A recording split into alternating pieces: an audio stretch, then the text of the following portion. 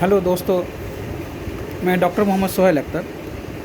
आज मैं कुछ बरसात के ताल्लुक़ से बताना चाहता हूँ। अगर मैं आपको ये बोलूँ कि तेज़ाबी बारिश होती है तो शायद आप यकीन नहीं करेंगे, लेकिन ऐसा ही है। क्योंकि स्कॉटलैंड के एक साइंटिस्ट है रॉबर्ट एग्नेस स्मिथ। 1852 में उन्होंने साबित करके दिखाया कि जो बारिश होता है किसी किसी इलाके में वो तेज़ाबियत असर रखता है, तेज़ाबी बारिश होता है। तो ये जो तेज़ाबी बारिश होती है, अगर देखा जाए तो बारिश का जो नेचर होता है पानी का, वो तेज़ाबी ही रहता है। जैसे ही बारिश का मॉलिक्यूल या पानी बादल से H2O रिलीज़ होता है तो एटमॉस्फेयर में मौजूद कार्बन डाइऑक्साइड से मिलकर वो कार्बोनिक एसिड बना लेता है।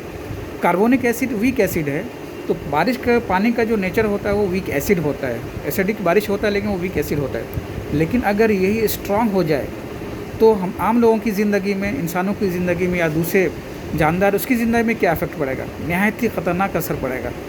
तो अब आपको बताना चाह रहा हूँ कि ये वीक एसिड स्ट्रॉन्ग एसिड कैसे बनता है। तो इसकी वजह हम लोग ये इंसान ही है। हम लोग के जो आज के रहने सहने का ढंग तरीका है, यही वजह है जो बारिश को भी एसिडिक बना दिया है। आपको बताते हैं कैसे होता है ये एसिडिक बारिश। हम लोग जो भी फैक्ट्री लगाते हैं, इंसानों ने जो फैक्ट्री लगाई है, बड़ी बड़ी फैक्ट्रियां हैं, गाड़ी है, रोड पे अनगिनत गाड़ी चलती है, उससे निकलने वाला धुआं, पॉल्यूशन, और चिमनियों से निकलने वाला धुआं है, पॉल्यूशन है। लकड़ी जलाने से, कोयला जलाने से, बहुत सारे कामों से जो हम लोग कम्बुशन करते जलाते हैं, उसकी वजह कर जो सल्फ़र डाइऑक्साइड और नाइट्रोजन ऑक्साइड हवा में रिलीज़ हो जाता है, जो पॉल्यूशन करता है।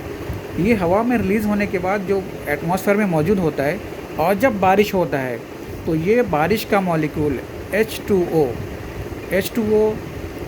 और सल्फ़र डाइऑक्साइड, ये दोनों मिलकर जब मिलते हैं तो सल्फ्यूरिक एसिड बन जाता है।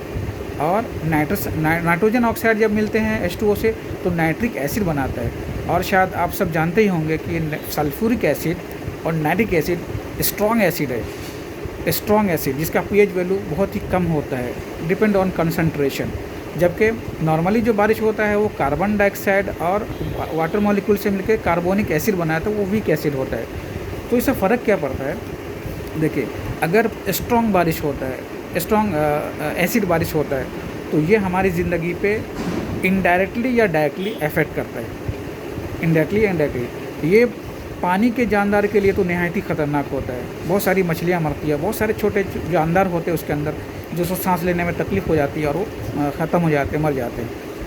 और पेड़ पौधे का भी यही हाल होता है। जब बारिश तेज़ाबी होता है, ज़मीन में वो डिज़ोल्व हो जाते हैं, और वहाँ से जो पेड़ पौधे जिंक और दूसरी चीज़ें को वो एब्जॉर्ब करता है, वहाँ पे एल्युमिनियम भी रिलीज़ इसकी वजह से होता है, जो जाके ब्लॉक करता है उसकी रूट को, और जो पानी कैरी करके वो मुख्तलिफ ब्रांच में ले आते हैं पेड़ पौधे, वो बंद हो जाता है। नतीजा के तौर पर पेड़ ख़त्म हो जाता है, उसकी लाइफ ख़त्म हो जाती है। इस तरह से पेड़ पौधे के लिए भी नुकसान है, वो एक्वेटिक एनिमल के लिए हानिकारक है वो, और इंसानों को भी हानिकारक है। यही सल्फ़र डाइऑक्साइड और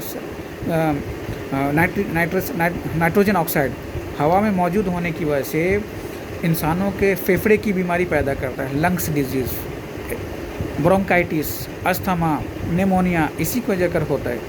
तो और अगर इंसान नहाता है, स्विमिंग करता है, तो उसमें भी वो जो पानी होता है एसिडिक, वो भी नुकसान करता है इंसानों के लिए। और एसिडिक रेन, हमारी बड़ी बड़ी बिल्डिंगें, स्टैचू जो आप किसी भी मेटल का बनाते हो, आप बारिश होने से पहले देखो और बारिश होने के बाद देखो, उसके सारे स्ट्रक्चर को कुछ ना कुछ हद तक बिगाड़ के रख देता है।